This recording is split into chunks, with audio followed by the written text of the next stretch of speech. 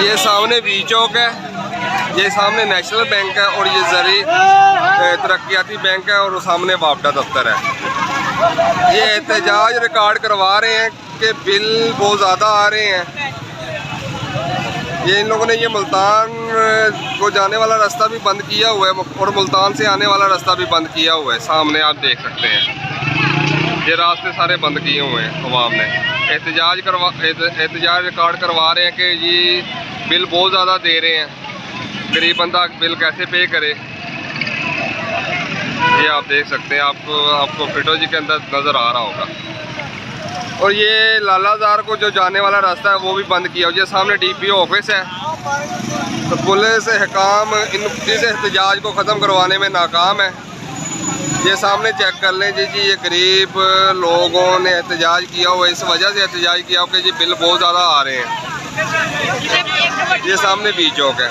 हम किसी बंदे से पता करते हैं कि क्या वजह है, क्यों एहतजाज करवा रहे हैं, क्या चीज़ हुई है, क्या मसला क्या है।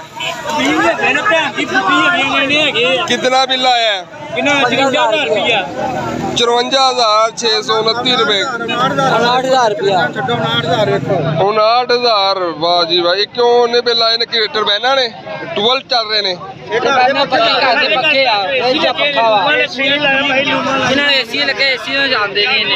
AC ਚੱਲਦੇ ਨੇ ਜਾਂ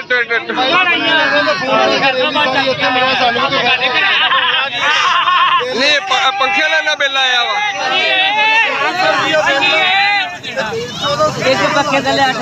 यूनिट कितने सड़े ने? 611 जी। यूनिट जी सड़े ने 611 और बिल आया जी 64,000 तकरीबन 54,000 रुपया।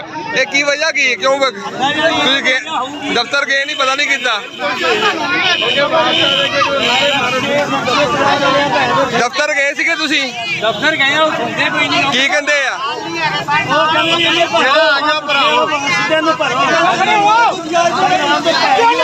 तू कह 54,000 से 3 मीटर दोबारा नवे लग सारे झूठ माफ है 2-4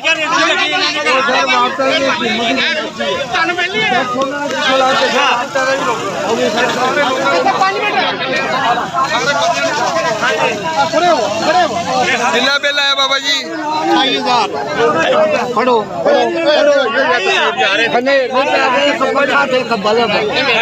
बिल तो दिखा।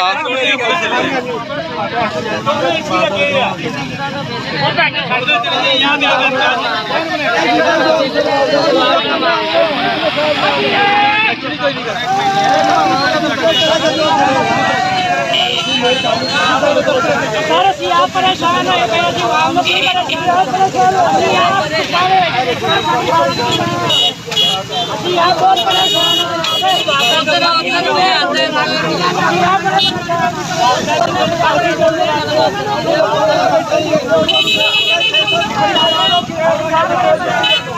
ये बिल ज़्यादा आने की वजह से एहतजाज रिकॉर्ड किया जा रहा है।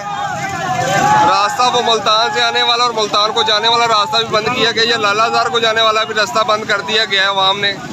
ये पुलिस काम नाकाम है, इनको इस एहतजाज को ख़त्म करवाने के लिए बिल बहुत ज़्यादा आ रहे हैं, इसलिए अवाम ने एहतजाज किया हुआ है।